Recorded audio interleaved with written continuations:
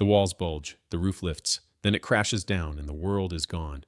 At 3:17 p.m., March 18, 1937, Lemmy R. Butler turns on his electric sander in the basement workshop. The switch clicks. A spark jumps. Beneath the New London School in East Texas, 64,000 cubic feet of natural gas and air ignite in a single breath. The concrete floor explodes upward through every classroom. The steel frame groans and buckles. 2-ton concrete slabs fly like leaves, one crushing a 1936 Chevrolet parked 200 feet away. The roof lifts clean off the building, hangs in the Texas sky, then crashes back down onto 500 students and 40 teachers. Windows burst outward, walls bulge and collapse inward. Lockers tear from their moorings and hurtle through white plaster fog. Children are thrown across rooms by the shockwave. The world goes silent and then screaming. Survivors stumble out of dust clouds, faces blank, mouths open, no sound coming out. Parents at the PTA meeting in the gymnasium, a separate building 100 feet away, and feel the ground jump. They sprint toward where the school stood. Now there is only rubble and rising smoke. The explosion is heard 4 miles away. Oilfield workers drop their tools and run. Farmers leave their tractors in the fields. Roughnecks arrive with cutting torches and heavy equipment. Parents claw through concrete and steel with bare hands, pulling out small bodies, some alive, most not. Lonnie Barber, a school bus driver, is 2 hours into his elementary route when he sees the school collapse in his rearview mirror. He continues delivering every child home safely before returning to search for his own 4 children. His son Arden is dead. The others survive. You're inside this moment now. Stay with us. What happens next changed everything. 2 months earlier, January 18, 1937, the New London School Board cancels its contract with United Gas Company. The monthly bill, $300, is deemed too expensive. Plumbers tap into Parade Gasoline Company's residue gas line instead, running beneath the school property. This wet gas, or green gas, is a waste product of oil extraction, flared off into the East Texas sky every night. The oil companies turn a blind eye. Everyone does it. Homes, churches, schools. It's free fuel in the richest school district in America. New London in 1937 is an oilfield boomtown. The 1930 discovery of oil in Russ County transformed dirt-poor farms into gushing wealth. The school district's taxable value reaches $20 million. 15 oil wells operate on school property alone. In 1932, the community built a $1 million steel and concrete school, one of the finest in the nation. Electric lights blaze over the football field. The London Wildcats play under the stars. Parents believe their children study in the safest, most modern building in Texas, but the architect's original plans called for a boiler and steam system. The school board overrides them, installing 72 gas heaters instead. Scattered throughout the massive structure, the building sits on sloping ground. Beneath the first floor, a crawl space runs 253 feet long and 56 feet wide, nearly the full length of the main wing. It is unventilated. When the plumbers install the tap into the residue line, they make a faulty connection. No one notices at first. Green gas is odorless, colorless, invisible. It seeps into the dead space below the classrooms. Day by day, hour by hour, the concentration builds. Students complain of headaches. Teachers open windows. The complaints continue. Someone mentions smelling something strange, but no one investigates. The gas keeps leaking. By mid-March, the crawl space is a bomb waiting for a spark. March 18th begins like any other Friday. Spring sun warms the East Texas pines. 1st through 4th graders are dismissed early. Tomorrow is the interscholastic meet in Henderson, a regional scholastic and athletic competition. The younger children will compete. Older students, grades 5 through 11, remain in the main building for final period classes. Approximately 500 students sit at their desks.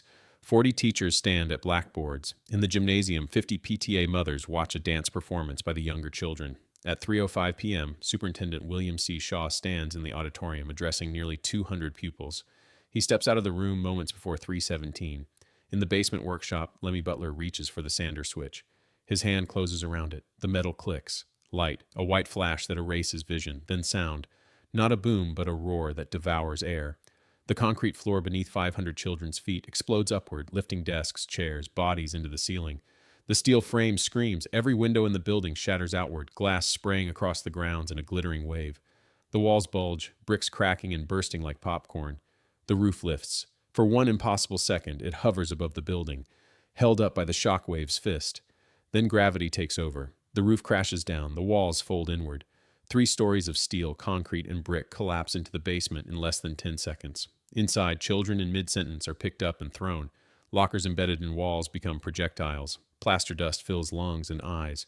The floor isn't there anymore. Everything is falling. A white haze, pulverized mortar and concrete, turns the air solid. Some students are crushed instantly. Others are buried alive in pockets between beams and slabs. Then silence, a terrible ringing silence. Survivors describe it the same way. The world went dead quiet as if sound itself had been destroyed. Seconds pass. Then the screaming begins. Dust settles over the rubble like snow.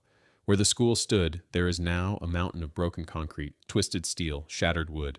A few figures stumble out of the wreckage, clothing torn, faces white with plaster, mouths opening and closing without sound.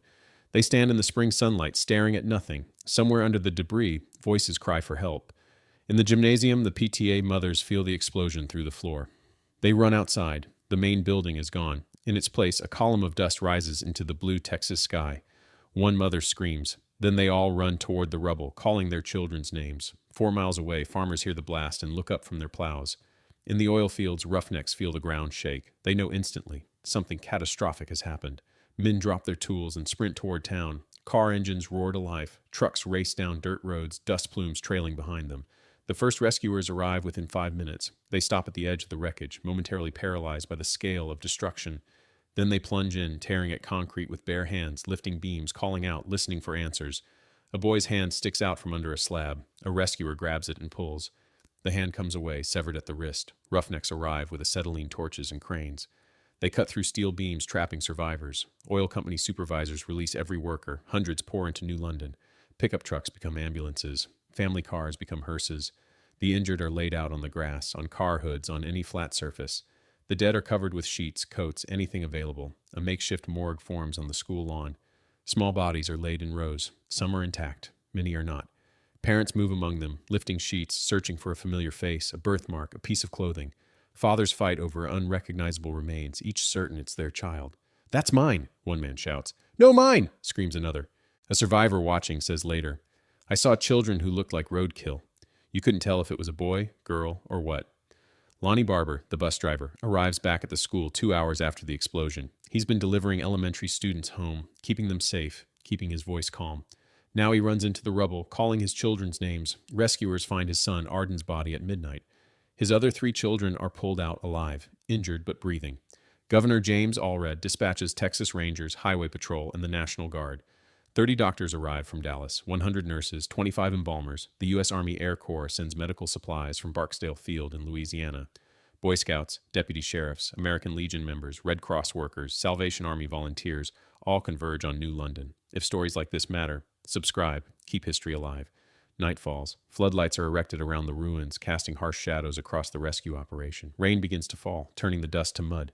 Rescuers work without stopping, pulling out bodies every few minutes. Some are clearly dead. Others might be alive. In the chaos, many rescuers don't check. They just pull people out and pass them to the medical crews. The sound of cutting torches echoes through the darkness. Steel screams as it's bent and severed. Voices call out names. "Sarah! Bobby!" Anyone hear me? Hoping for a response from the rubble. Sometimes there is one. Mostly there is silence. 17 hours after the explosion, the last body is removed. 2,000 tons of debris have been cleared by hand, by crane, by sheer desperate will.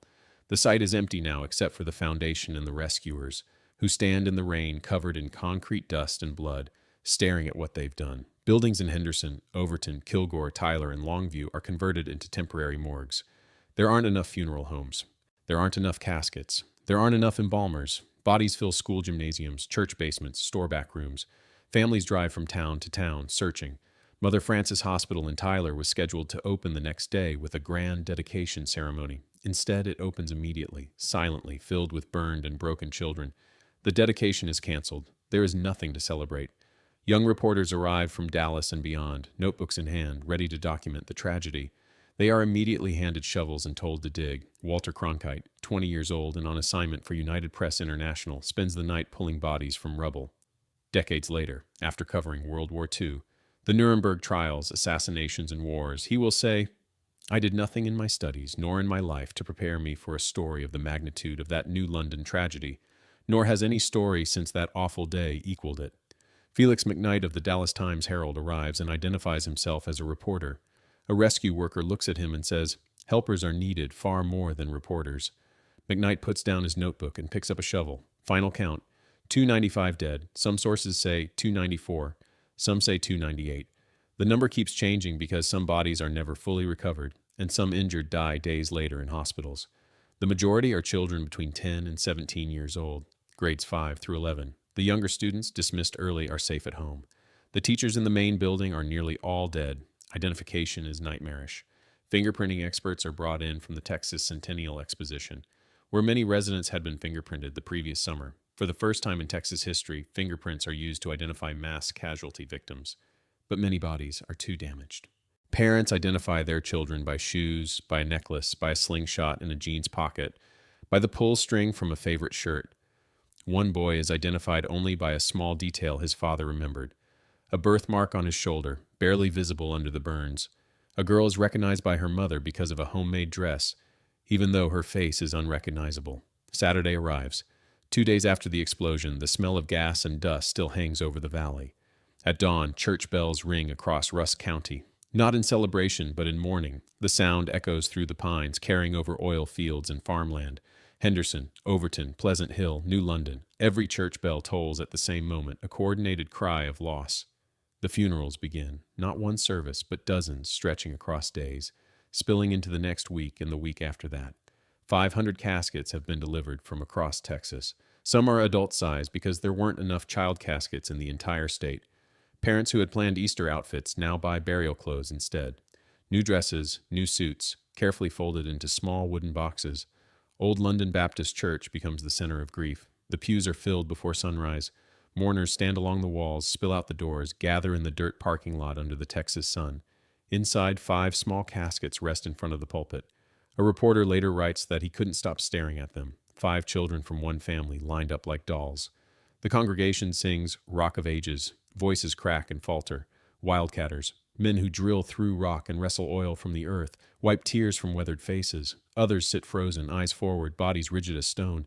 A child's choir stands at the altar. They sing Amazing Grace as rain begins to fall outside, droplets tapping the tin roof like fingers drumming a table. The service ends. Pallbearers, neighbors, oil workers, teachers who survived, carry the caskets to trucks. Funeral processions snake through town, headlights glowing in the gray afternoon. Cars stretch for miles. Flags hang at half-mast from every building. Women in black dresses hold each other upright, legs wobbling, threatening to collapse. Pleasant Hill Cemetery receives body after body. The grave diggers work through the night, shovels scraping earth, lanterns flickering between the headstones. Row after row of fresh graves appear.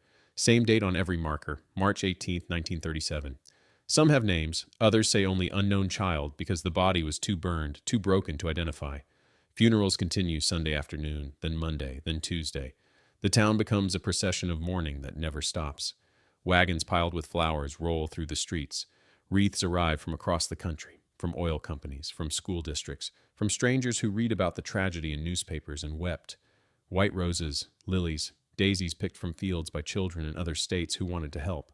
Mothers hold each other's arms to keep from falling. They wear black veils that hide their faces, but not the trembling of their shoulders.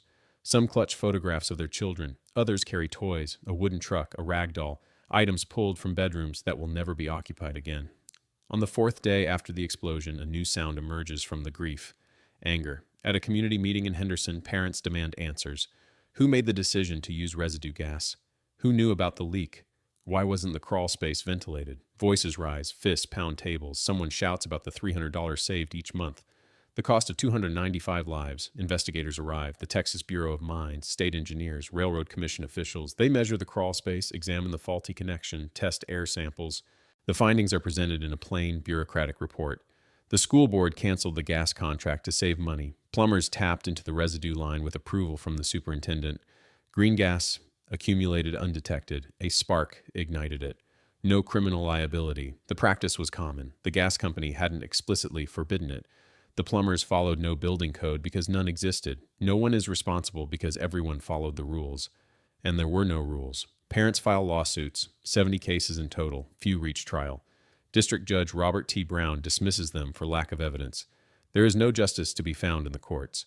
Superintendent William C. Shaw, who lost his own son, resigns under public pressure. Some call for his lynching. He vanishes from New London, carrying the weight of his decision for the rest of his life. But something else is happening, quietly, in the background of grief. On fences and telephone poles, posters appear. Odorized gas, save lives. Oil workers paste them outside refineries. Teachers hang them in the temporary school buildings. Parents carry them to the Texas state capitol. The message is simple, urgent, undeniable. Natural gas must have a smell. Within weeks, the Texas legislature meets in emergency session. Two laws are passed. The first, all natural gas for commercial and industrial use must be odorized. Thiol, mercaptan, a sulfur compound with a sharp, unmistakable odor, will be added to every gas line in Texas. The rotten egg smell that warns of leaks is born from New London's dead. In June 1937, just 3 months after the explosion, Peerless Manufacturing Company of Dallas ships its first Type M odorizer, invented by Donald Sillers and Alexander Clark. The device meters thiol into gas lines automatically, ensuring consistent odorization. Orders pour in from across the state, then the country, then the world. New London's tragedy becomes the world's safeguard. The second law, the Engineering Registration Act, which will become the Texas Engineering Practice Act. For the first time in Texas history, engineers must be professionally certified and licensed. Carolyn Jones, a 9-year-old survivor, testifies before the legislature about school safety. Her small voice carries across the chamber, describing what it felt like when the floor exploded beneath her feet. The bill passes unanimously. Texas pain becomes national alarm. Other states adopt odorization laws. Federal regulations follow.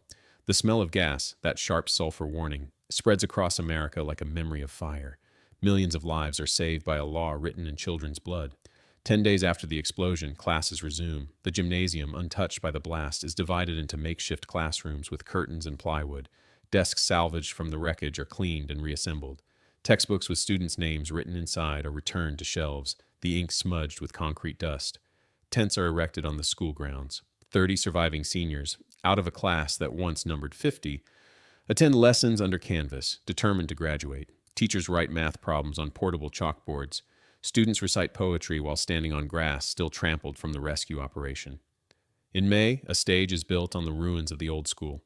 Wooden planks rest on the foundation where 295 people died 10 weeks earlier.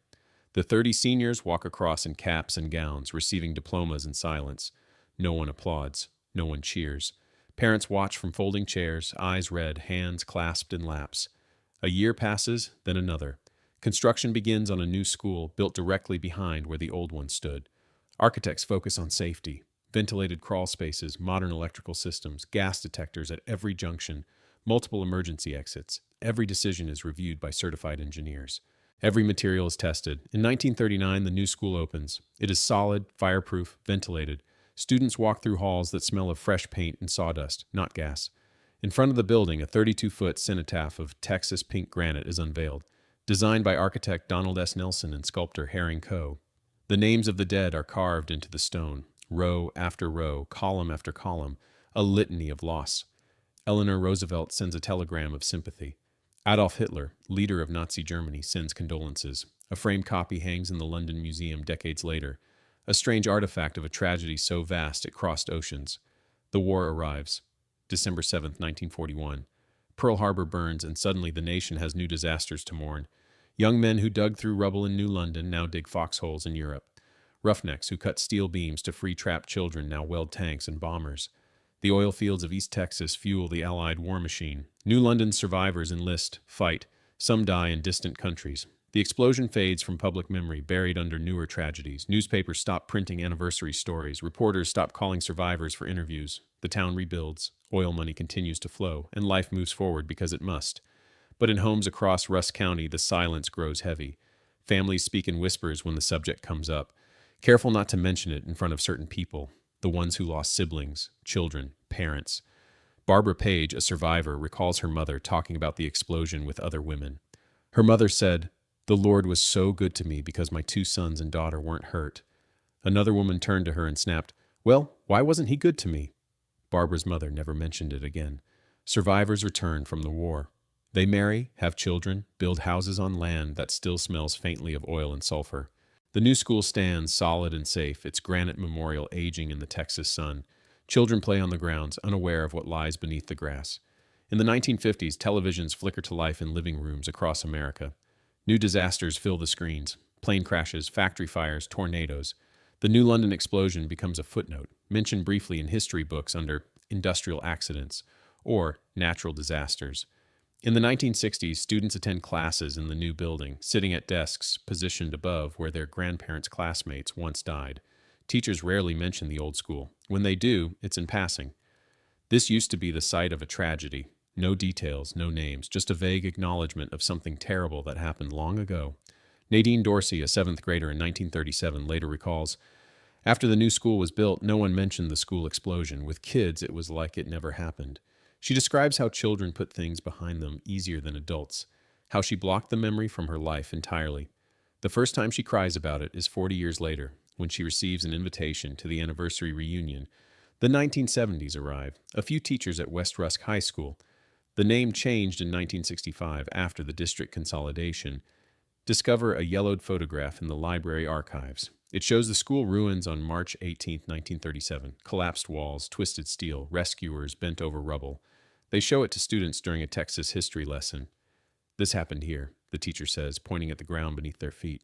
"Right here, this is where it all started." Students stare at the photo, struggling to connect the image with the solid modern building around them. One asks, "How many died?" The teacher answers, "Nearly 300, mostly children your age." For the first time in decades, questions are asked. Students interview grandparents. Survivors, now in their 50s and 60s, begin to speak. Slowly, haltingly, they share stories they've kept locked inside for 40 years. In 1973, Texas filmmaker Michael Brown releases New London, The Day the Clock Stood Still, the first documentary about the explosion. Survivors appear on camera, faces lined with age, voices steady but strained. They describe what they saw, what they felt, what they lost. The film airs on local television. Some survivors watch it alone in darkened living rooms, weeping for the first time since 1937. In 1977, the first reunion is held. Survivors gather at the granite cenotaph, many meeting for the first time since the explosion. They are in their 50s now, gray-haired, carrying photographs of classmates who never aged. They stand together, reading names carved in stone, remembering faces that have haunted their dreams for 4 decades. Lloyd Richardson, who was in 5th grade on March 18, 1937, spends the next 30 years visiting other survivors. He listens to their stories, records their memories, tries to make sense of what happened. His son recalls many of them had never been able to speak about it before. Lloyd becomes a keeper of memory, a living archive of a tragedy the world forgot. The 1980s bring renewed interest. Journalists rediscover the story. Academic researchers write papers analyzing the engineering failures, the legal precedents, the psychological trauma. The New London explosion is reframed not as a local tragedy, but as a pivotal moment in American safety regulation. In '97, for the 50th anniversary, Jerry Gumbert releases The Day. A Generation Died, a comprehensive documentary featuring archival footage and survivor testimonies. The film is screened at the school. Survivors attend with their children and grandchildren, passing down the story to generations who will carry it forward. Molly Ward, a survivor, becomes the first curator of the London Museum and Tea Room, which opens in 1998. She spends years collecting artifacts, twisted metal fragments, charred textbooks, a shoe belonging to a child who never came home. The museum becomes a pilgrimage site for descendants of victims, researchers, and strangers moved by the story. In 2009, filmmaker Kristen Beauchamp releases When Even Angels Wept, featuring survivors now in their 80s telling their stories in their own words, what they saw, what they felt, what they lost, what they carried. In March 2012, survivors gather for the 75th anniversary. They are old now, some in wheelchairs, some using canes, some helped by children and grandchildren. They stand at the granite cenotaph, reading names of classmates who never grew old. The number of survivors grows smaller each year. The blast ended in seconds, but its echo rewrote time. If this story moved you, subscribe and keep its echo alive.